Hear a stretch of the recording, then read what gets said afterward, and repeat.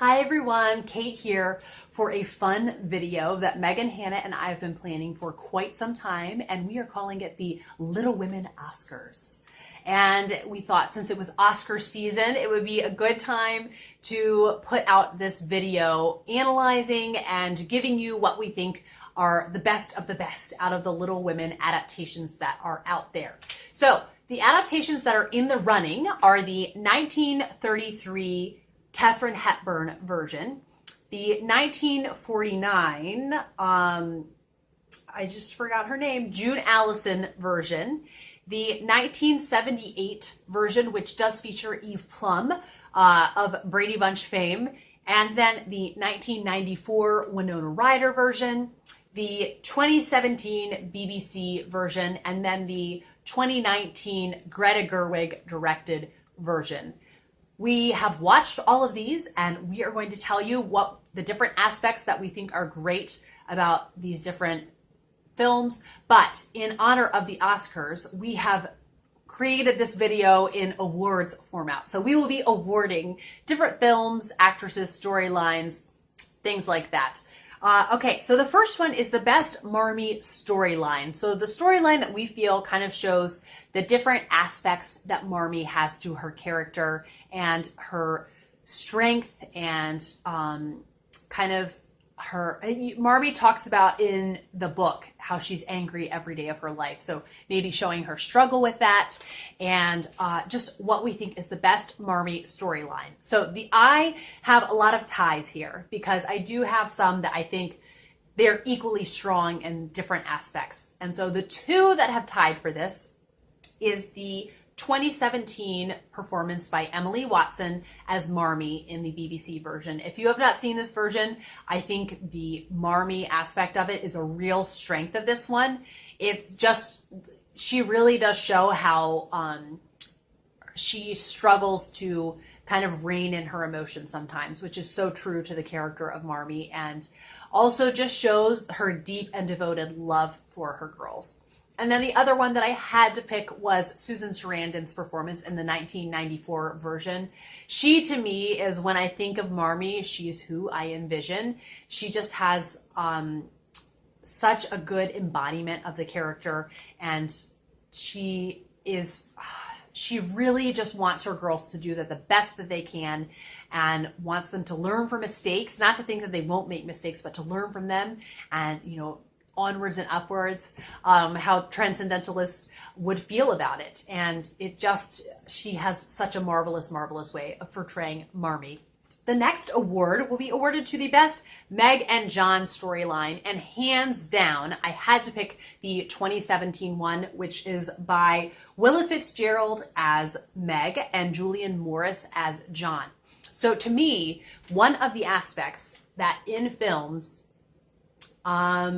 kind of always gets neglected in the Little Women adaptations is the Meg and John romance. One of my pet peeves actually about the 1994 version is that it makes Meg and John's romance look silly. You're seeing it through Joe's eyes, and I think the movie should be a kind of less through Joe's eyes and just show you the four March sisters.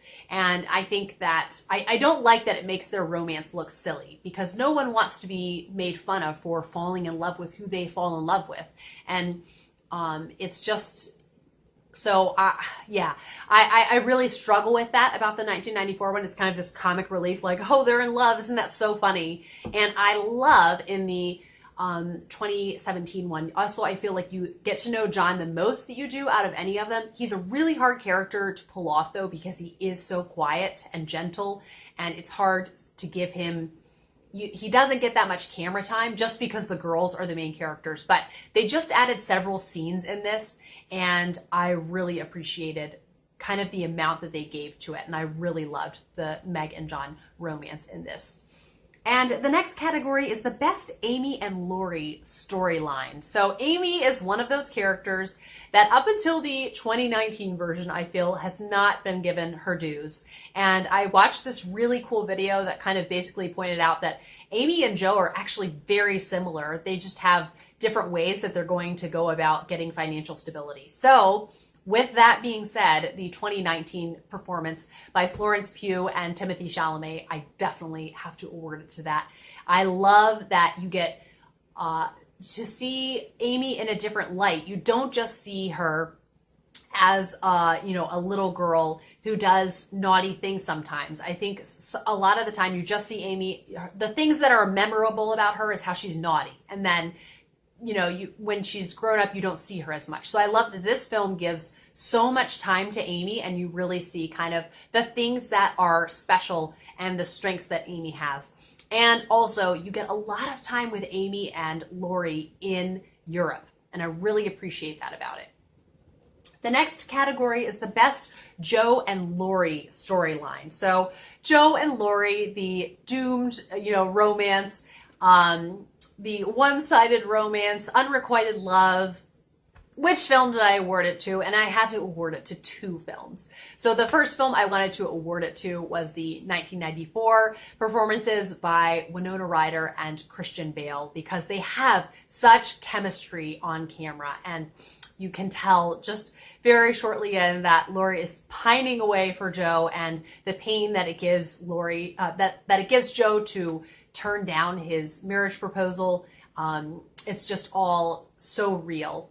And then the other one that I loved the chemistry between was the 2019 performances by Saoirse Ronan and Timothée Chalamet. And I just think they really got down the playfulness of the Joe and Laurie relationship. And just they have this electric kind of attraction between them, but not a romantic one for Joe. And it just really, I love how it showed their friendship in that one. And the next category is the Joe and Professor Bear storyline. And I would like to award this to 2 different films because I feel that they both did them really well. And the first one is the 1949 performance by June Allison and then Rosanna Brazzi. And I really liked this because I felt that in some of the versions, you don't get to know the professor as much in many of the versions. And in this one, I feel like you did get a fair amount of time with the professor, and I really enjoyed the conversations that they had in it.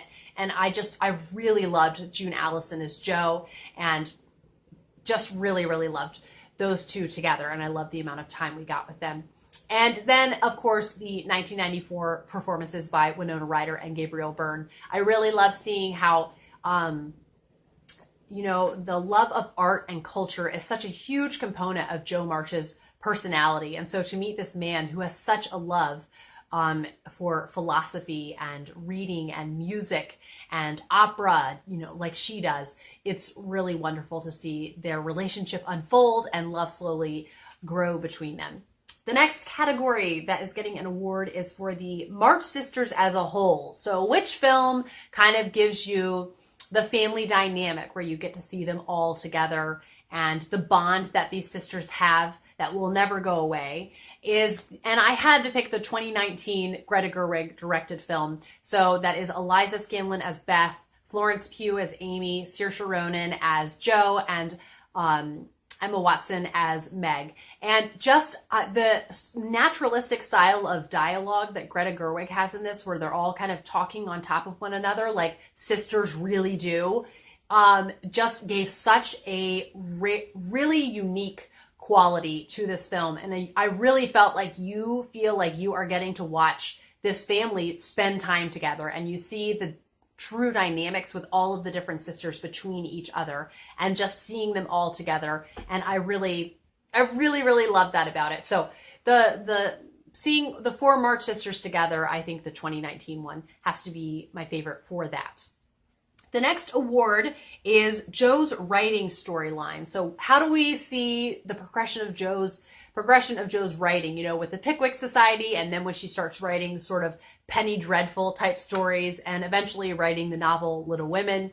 And there's 3 versions that I think do this incredibly well. The 1949 one, and I love particularly the play that you get to see all of the sisters perform in this one. And then the 1994 one, the Pickwick Society scene is really special in this one. And then I just love the scenes where Joe feels inspiration to write Little Women and she dedicates it to Beth. It's so moving.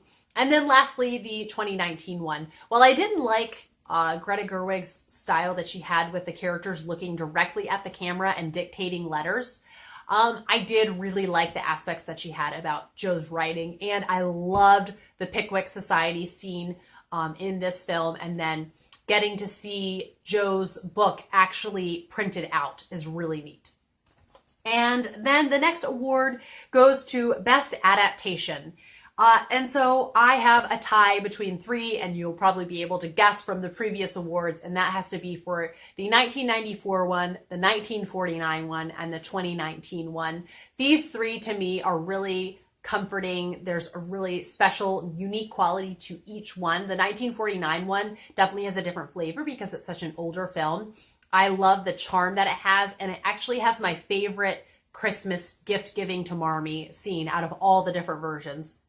And then the 1994 one is the one that I grew up on, so there's a lot of nostalgia with that. I really love so much about it. There's just a lot to love about the 1994 one. And now the 2019 one, it's, you know, this one that I've watched as an adult, and it has some really special qualities about it. And it has almost this like fairy tale, like whimsical feel to it. And I really loved that about it. There are some things about the 2017 one that I really, really love, but the Amy storyline is so dreadful. She is so unlikable. I'm not just talking about things Amy does as a kid, just as an adult, some of the lines that they give her are just terrible. And so it really makes me sad because, like I said, you know, there's some things I really love about it, but some of the things that I dislike so much. So I don't know if I would call it a favorite. But the next award is going to go to the Best Beth storyline. And I definitely had to pick Claire Danes' performance in the 1994 one.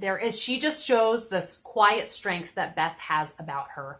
And she just does it so well. I really, really it would be hard for me to ever see Claire Danes' performance as Beth topped. And the next one is the Best Soundtrack. That also has to go to the 1994 version.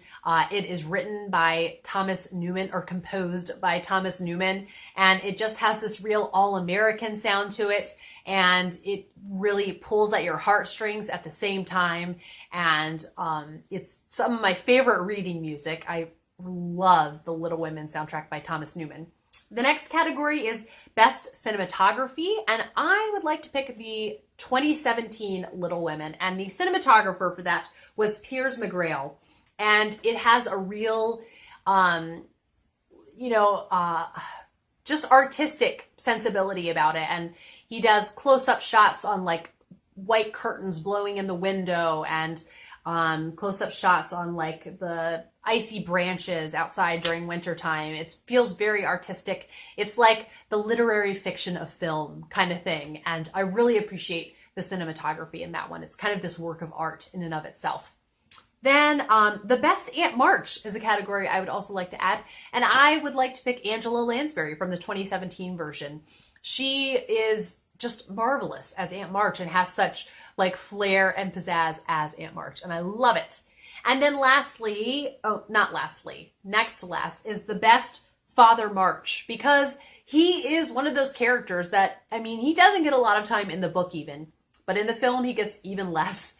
And I want to pick the 2017 version with Dylan Baker as Father March. The scenes that he's in, he makes himself memorable. And I feel like the other films with Mr. March, he's not memorable when he's in there. And I can remember the different lines that he says, and I really have a hard time thinking about the lines that Father March says in the other films. And then lastly, a bonus category. And this is just like such a very particular niche thing because it's not really a part of most of the films. But the Best Positive Empowering Portrayal of Birth Award goes to the 2017 BBC version. And I think that there can be such a culture of fear around childbirth. And it can be this kind of self-perpetuating thing where girls and women just grow up and are raised living in terror of it. And obviously it is not without its issues. And you know, everyone has a terrible story to tell, but I think that the more we surround ourselves with positive stories of empowerment about birth, the better it will be for everyone. And so I really appreciated the birth scene that they did for Meg in the 2017 version. And she says, you know, she says to Marmee, like, how do women do this? How do they do it? And she says, I don't know. I just know they do. And I really appreciated that about it, because so much of the time in media, we see really scary portrayals of birth, when the scary incidences in birth are the exceptional cases. They are the interesting stories. You don't ever hear about someone who had a really routine birth. You know, that doesn't make a good story. So I think the more we see positive portrayals in media, just the better it's going to be, because the call the midwife, freak accident type things are so rare, but people see it so much in media that they think it is the vast majority of those experiences. And so I just want people to have kind of just factual information about it. And I think that the vast majority of the time things are safe and go well. So that's my little soapbox about birth culture in media. So I hope you enjoyed this film, and I'm really looking forward to seeing what all of you thought, your favorite, performances and portrayals and storylines in the different versions. And I look forward to chatting with you in the comments about it. I will be back for another video soon, and have a lovely day.